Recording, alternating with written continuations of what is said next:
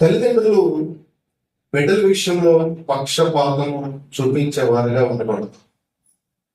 ఈరోజు కొన్ని విషయాలు మనము జ్ఞాపకం చేసుకున్నట్లయితే,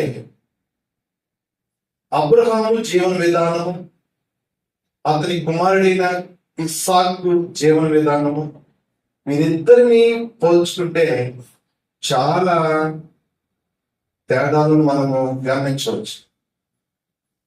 అబ్రహాము తన కుమారుడైన ఇస్సాకు వివాహం నిమిత్తము ఎన్నో జాగ్రత్తలు తీసుకుని తన ఇంటి పెద్ద దాసుడుకు కొన్ని బాధ్యతలు అప్పగించి ఇస్సాకు యొక్క వివాహం కొరకు దైవ చిత్తానుసారంగా జ్ఞానముగా నడుచుకున్నట్టుగా మనం అక్కడ చూడవచ్చు. కానీ ఇస్సాకు జాగ్రత్తగా గమనించి ప్రేమిటారు, అబ్రహాము లాగా ఆ విధానమైన నిర్ణయము తీసుకోలేకపోయాం. ఎందుకంటే ఇస్సాకు కుమారులైన ఏశావు విషయంలోను యాకోబు విషయంలో జాగ్రత్తగా గమనించిన ప్రేమిటారా, ఇస్సాకు అతని భార్య అయిన రెబ్కా వీరిద్దరూ అనుసరించిన విధానము చాలా ఆశ్చర్యానికి గురి చేసింది. ఈరోజు మనం గమనించవలసిన విషయం ఏంటంటే, పరిశుద్ధ గ్రంథంలో ఆది కాండము 25వ అధ్యాయంలో మనం చూడవచ్చు, ఇస్సాకు ఏశావు తెచ్చిన వేప మాంసము తినుచుండెను గనుక అతనిని ప్రేమించెను, రెబ్కా యాకోబును ప్రేమించెను అని రాయబడింది. చూడండి ప్రేమిట్లారా, ఇక్కడ తల్లిదండ్రులైన వీరు పిల్లల విషయంలో పక్షపాతము చూపించినట్లుగా మనకు స్పష్టంగా అర్థం అవుతుంది. ఇస్సాకుకి భోజన ప్రియుడిగా ఉన్నాడు. జాగ్రత్తగా గమనించి ప్రేమిటారు, తన కుమారుడైన ఏశావు తీసుకొచ్చిన వేట మాంసము, ఆ అడుగులో నుంచి తీసుకొస్తున్న వేటాడి తీసుకొస్తున్న ఆ శ్రేష్టమైన మాంసానికి అలవాటు పడిపోయాడు. కాబట్టి అతడు ఏశావును ప్రేమిస్తున్నట్టుగా మనము ఆ వాక్య భాగం నుంచి మనం అర్థం చేసుకోవచ్చు. రెబ్కా ఏమో యాకోబును ప్రేమిస్తున్నట్టుగా ఆ వాక్య భాగాలను బట్టి మనము స్పష్టంగా అర్థం చేసుకోవచ్చు. జాగ్రత్తగా గమనించిన ప్రేమిటారా, చూడండి, ఒక వ్యక్తి దేవునికి ప్రాముఖ్యత ఇవ్వకుండా ఎప్పుడైతే వేరే వాటికి ప్రాముఖ్యత ఇస్తాడో అతడు అన్ని విషయాల్లో దృష్టిని పోగొట్టుకున్నట్టుగా మనం చూడవచ్చు. ఉదాహరణగా మనం గమనించినట్లయితే, ఇస్సాకు వృద్ధుడైనప్పుడు అతనికి కనుదృష్టి మందగించింది. అది సహజమైన ప్రక్రియ. కానీ ఆత్మ సంబంధమైన విషయాల్లో కూడా అతని యొక్క కనుదృష్టి మందగించింది. జగత్తుని గమనించి ప్రేమిటారా, ఆత్మ సంబంధంగా వయసుతో సంబంధం లేకుండా ఎప్పుడు ఆత్మలో చూస్తూ ఉండగలిగే ఉన్నతమైన పరిపక్వతలోకి క్రైస్తవుడు ఉండాలి. జాగ్రత్తగా గమనించి ప్రేమిటారా, అబ్రహాము ఏ విధముగా, అబ్రహాం జీవితంలో కొన్ని పొరపాట్లు ఉన్నాయి, అలాగే కొన్ని మంచి ఉంది. అటువంటిప్పుడు ఇస్సాకు తన తండ్రి నుంచి చూసి తన తండ్రి ఏ విధమైన పొరపాట్లు చేశాడో ఆ విధమైన పొరపాట్లు చేయకుండా జాగ్రత్తగా ఉండటము ఇస్సాకు నేర్చుకున్నాడు. అలాగే తన తండ్రి ఏ విధమైన మంచి పనులు చేశాడో అట్టి విధమైన మంచి పనులు చేయటము ఇస్సాకు నేర్చుకోవాలి. జాగ్రత్తగా గమనించి ప్రేమిటారా, అబ్రహాము గురించి, ఇస్సాకు గురించి, ఇంకా అనేక మంది గురించి బైబిల్లో రాసి ఉంది అంటే వారందరిని చూసి మనం చూసి నేర్చుకోవాల్సింది కూడా ఉంది. కొన్ని సందర్భాలు మనం వింటూ ఉంటాం, మా అమ్మగారు పెద్ద కుమారుని ప్రేమిస్తుంది కానీ చిన్న కుమారుని ప్రేమించదు. కొన్ని సందర్భాలు అంటూ ఉంటాం, జాగ్రత్తగా గమనించి ప్రేమింటారా, ఆమెకు పెద్ద కోళ్ళు అంటేనే ఇష్టం, చిన్న కోళ్ళు అంటే ఇష్టం. అలాగే పిల్లలు కూడా అంటూ ఉంటారు, ఏమనంటారు, మమ్మల్ని పట్టించుకోరు మా తల్లిదండ్రులు. ఇలా రకరకాలుగా చెప్తూ ఉంటారు. అంటే వాళ్ళు పక్షపాతం చూపిస్తున్నట్టుగా వారు గ్రహించారు. అది ఎంతవరకు నిజం అని ఎవరికి వారు ఆత్మ పరిశీలన చేసుకోవాలి. అబ్రహాము తన కుమారుడు ఇస్సాకు యొక్క వివాహ విషయంలో దైవికమైన అడుగులు వేసుకుంటూ వెళ్ళాడు. కానీ ఇస్సాకు తన బిడ్డల యొక్క వివాహ విషయానికి వచ్చేసరికి ఆ దైవికమైన అడుగులు వేయలేకపోయాడు. జాగ్రత్త గమనించండి. ఏశావు ఏం చేశాడు అంటే తన తల్లిదండ్రులకు ఇష్టం లేని వారిని పెళ్లి చేసుకుని వారికి వేదన కలిగించినట్టుగా మనము బైబిల్లో చూడవచ్చు. జాగ్రత్తగా గమనించి ప్రియమిటారా.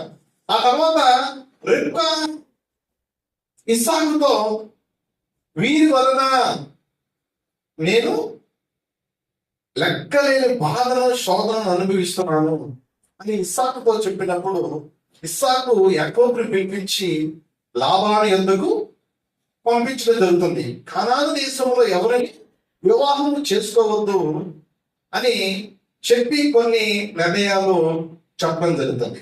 అంతకు ముందే ఏశావు ఏం చేశాడు అంటే తండ్రికి ఇష్టం లేని తల్లికి ఇష్టం లేని వివాహాన్ని అప్పుడు చేసుకుని తల్లిదండ్రులకి ఎక్కడ లేని దుఃఖాన్ని కలిగించేవాడిగా ఉంటున్నట్టుగా మనం చూడవచ్చు. నేను స్తోత్రం హల్లెలూయా. జాగ్రత్తగా గమనించండి ప్రేమిళ్ళారా. తండ్రి తన బిడ్డలో ఒక కుమారుని ప్రేమిస్తాడు, తల్లి తన బిడ్డలో ఒక కుమారుని ప్రేమిస్తాడు. ఈ ప్రేమలో పక్షపాతం ఉండటం వలన అక్కడికి అన్నదమ్ములైన వారిద్దరికి కూడా ఒకరి మీద ఒకరికి ద్వేషం వచ్చే పరిస్థితులు ఏర్పడ్డాయి. ఆ దేశము, ఆ పగ, ఆ ప్రతీకారము ఎంతవరకు వెళ్ళింది అంటే చంపుకునే వరకు వెళ్ళింది. జాగ్రత్తగా గమనించిన ప్రేమిటారా. చూడండి ప్రేమిటారా, తల్లిదండ్రులు అజ్ఞానంగా నడుచుకుంటే, వారు పొరపాటు చేస్తే, దైవ నియమానికి విరుద్ధంగా వారు నిర్ణయాలు తీసుకుంటే, దైవానుసారంగా నడిపించకపోతే కుటుంబము వేదనకరంగా శోధనకరంగా ఒక రకంగా నౌకంగా మారిపోతుంది. నేను స్తోత్రం హల్లెలూయా.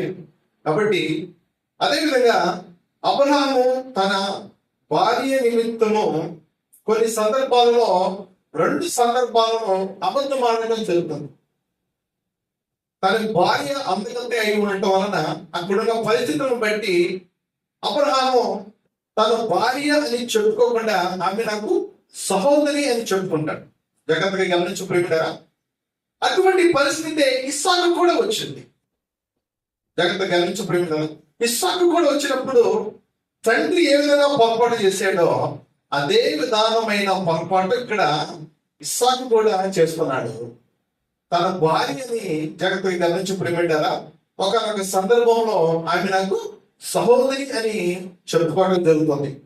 ఈరోజు వాక్యం ఇచ్చిన ప్రతి ఒక్కరూ గమనించవలసిన విషయం ఏంటంటే, మనము వాక్యాన్ని పరిశీలన చేసినట్లయితే మనము మన బిడ్డలను వాక్యానుసారంగా ఆత్మానుసారంగా పెంచుకోకపోతే మన కుటుంబంలో చెప్పుకోలేని భయంకరమైన శోధన వేదన వస్తూ ఉంటాయి. అందుకే నా కుమారునికి నేను ఎప్పుడు ఖచ్చితంగా చెప్తాను, వాక్యానికి విరుద్ధంగా నేను పలికినా, నేను మీకు ఏ సలహా ఇచ్చినా, మీ అమ్మ ఏ సలహా ఇచ్చినా, ఎవరు ఏ సలహా ఇచ్చినా మీరు ఆ మాట వినకూడదు, ఆలకించకూడదు అని వారికి నేను ఖచ్చితంగా చెప్తాను.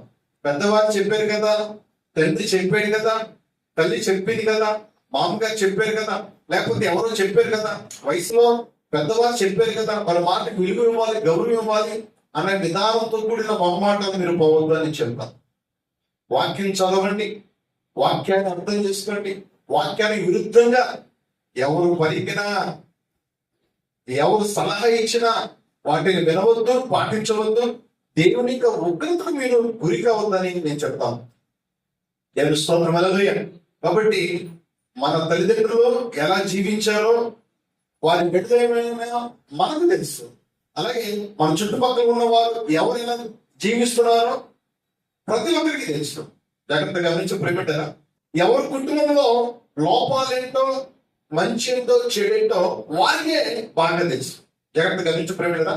4 గోడల మధ్య ఉన్న ఆ బంధము వారిద్దరికి, ఆ కుటుంబానికి తెలిసినట్టుగా మరొకరికి తెలియదు. జాగ్రత్తగా గమనించి ప్రేమిటారా. ఈరోజు ఎందుకు చెప్తున్నానండి ఈ మాటలో, అబ్రహాము చూసి కొన్ని మంచి విషయాలు ఇస్సాకు నేర్చుకుంటే బాగుండేది. జాగ్రత్తగా గమనించి ప్రేమిటారా, ప్రతి ఒక్కరిలో మంచి ఉంది, చెడు ఉంది. మన కంటికి కనిపించేది మంచి కాదు, మనకి నచ్చింది చేయటము మంచి కాదు. జాగ్రత్తగా గమనించి ప్రేమిటారా, దేవుడికి నచ్చింది మనం చేయాలి. జాగ్రత్తగా గమనించండి. రోజు వాక్యం ఇచ్చిన ప్రతి ఒక్కరు గమనించవలసిన విషయం ఏంటంటే, అబ్రహాము కొన్ని విషయాల్లో మంచిగా ఉన్నాడు, కొన్ని విషయాల్లో లోపాలుగా ఉన్నాడు. జాగ్రత్తగా గమనించుకుంటారా, అబ్రహాము ఏ విషయంలో లోపాలతో ఉన్నాడో ఆ లోపము కుమారుడైన ఇస్సాకు చేయకుండా జాగ్రత్త పడినట్లయితే, జాగ్రత్తగా గమనించుకుంటారా, చాలా బాగుండేది. అలాగే అబ్రహాము చేసిన మంచి నిర్ణయాలు, తీసుకున్న మంచి నిర్ణయాలు కుమారుడైన ఇస్సాకు తీసుకున్నట్లయితే చాలా బాగుంది. దాని స్తోత్రం హల్లెలూయా. వారి గురించి మనం మాట్లాడుకుంటామంటే, అలాగే తల్లి స్థానంలో ఉంటున్న నీవు, తండ్రి స్థానంలో ఉంటున్న నీవు, తల్లిదండ్రులైన మీరు మీ బిడ్డల విషయంలో కూడా జాగ్రత్తగా గమనించుకుని కదా, పక్షపాతము లేకుండా ప్రేమ చూపించే విషయంలో కానీ మరి ఏ విషయంలో అయినా సరే వాక్యానికి విరుద్ధంగా వారికి సలహాలు ఇవ్వకూడదు, వాక్యానికి విరుద్ధంగా వారిని నడిపించకూడదు, వాక్యానికి విరుద్ధంగా వారిని ప్రేమించు. జాగ్రత్తగా గమనించి ప్రేమింటారు. కాబట్టి వాక్యం ఇచ్చిన ప్రతి ఒక్కరు గమనించవలసిన విషయం ఏంటంటే, అలాగే ఇస్సాకు కొన్ని పరిస్థితుల్లో, కొన్ని సందర్భాల్లో తండ్రి చేసిన మంచి పనులు కూడా చేయడం జరిగింది. అబ్రహాము కాలంలో తాను తవ్వించిన బావులను శత్రువులు పూర్తి చేసినప్పుడు ఇస్సాకు ఏం చేస్తాడంటే తిరిగి వాటిని తోడించడం జరుగుతుంది. ఇలా కొన్ని మంచి పనులు మనం చూడవచ్చు. జాగ్రత్తగా మంచి ప్రేమిక, ఇలా కొన్ని మంచి పనులు ఉన్నాయి, కొన్ని చెడు పనులు ఉన్నాయి. అయితే ఈ చెడు పనుల వల్ల తన కుటుంబంలో గందరగోళాన్ని, తన కుటుంబంలో అశాంతిని కొని తెచ్చుకోవడం జరిగింది. దాని స్తోత్రం హల్లెలూయా. ఈ యొక్క వాతావరణం మనం చూసినట్లయితే తప్పనిసరిగా ఈ కుమారులిద్దరిని బట్టి రిబ్కాకి, ఇస్సాకుకు వీరిద్దరికి అనేక సార్లు గొడవ కూడా వచ్చుంటాయి, అనేక సార్లు భేదాభిప్రాయాలు కూడా వచ్చుంటాయి. గమనించుకుంటారు. అంటే ఆ బిడ్డలో తల్లిదండ్రుల యొక్క కాపురం విషయంలో కూడా నెమ్మది లేకుండా చేసినట్టుగా మనము గ్రహించుకోవచ్చు. దాని స్తోత్రం హల్లెలూయా. ఆ ఆది కాండంలో ఆ చరిత్ర అంతా మనం చూసి నేర్చుకున్నట్లయితే కొన్ని విషయాలు మనం స్పష్టంగా గ్రహించుకోవచ్చు. జాగ్రత్త గమనించుకుంటారా, సహజంగా తల్లి ఒక కుమారుడు వైపు, తండ్రి ఒక కుమారుడు వైపు, లేకపోతే తల్లి ఒక కుమార్తె వైపు, తండ్రి ఒక కుమార్తె వైపు, ఇలా మాట్లాడేటప్పుడు జాగ్రత్తగా గమనించుకుంటారా కుటుంబంలో గందరగోళమైన పరిస్థితి ఏర్పడతాయి. కాబట్టి ఎవరికి వారు జ్ఞానం కలిగి నడుచుకోవాలి. జాగ్రత్త గమనించండి. నాకు తెలుసు మా తండ్రి ఎలా బ్రతికాడు, మా తల్లి ఎలా బ్రతికిందో, వారి లోటు పాటలు నాకు తెలుసు. కాబట్టి జ్ఞానంగా నేను నడుచుకోవడం నేను నేర్చుకో. జాగ్రత్త గమనించుకుంటా వారిలో ఏదో పొరపాటు ఉంటే ఆ పొరపాటు చేయకుండా నేను జాగ్రత్త పడాలి. వారు చేసిన మంచి నేను కూడా చేయడం నేర్చుకోవాలి. జాగ్రత్త గమనించుకోండి. అలాగే ప్రతి ఒక్క కుమారుడు, ప్రతి ఒక్క కుమార్తె మీ తల్లిదండ్రులు ఏ మంచి అయితే చేశారో ఆ మంచి చేయడం మీరు నేర్చుకోవాలి.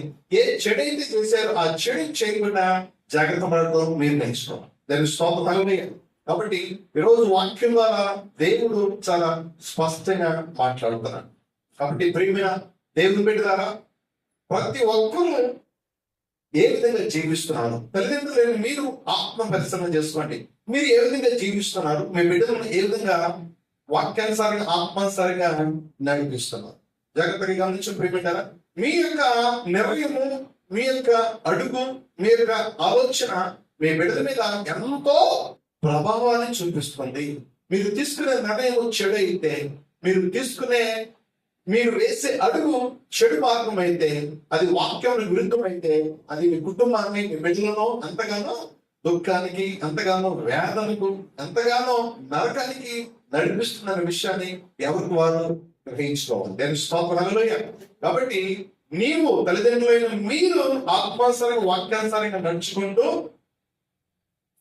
దేవుని నామాన్ని మహిమకరంగా జీవిస్తూ ఉంటుంటే మిమ్మల్ని బట్టి మీ బిడ్డలు అదే విధంగా మీరు నడుచుకున్న మార్గంలో నడుచుకుంటారు. అప్పుడు మీరును, మీ బిడ్డలు, మీ కుటుంబం అంతా దేవుని నామానికి మహిమకరంగా ఉంటుంది. లేని కదా మీరు వాక్యానికి విరుద్ధంగా నడుచుకుంటే మిమ్మల్ని బట్టి మీ బిడ్డలు కూడా అదే మార్గంలో నడుచుకుంటూ మీరు, మీ కుటుంబము అల్లకల్లోలంగా లోకము లోకంలో ఉన్న ఆ చీకటి మీ కుటుంబాలు ప్రవేశించి అనేకమైన ఆటంకాలను, వేదనను, అవమానము, శోధనను, మరి ఉగ్రతను కలిగిస్తుంది అనే విషయాన్ని మనము అబ్రహాము యొక్క, ఇస్సాకు యొక్క జీవిత చరిత్ర నుంచి, వారి యొక్క కుటుంబ చరిత్ర నుంచి అనేక విషయాలు మనం తెలుసుకోవచ్చని ప్రభు పేరట మనం చేస్తున్నాం.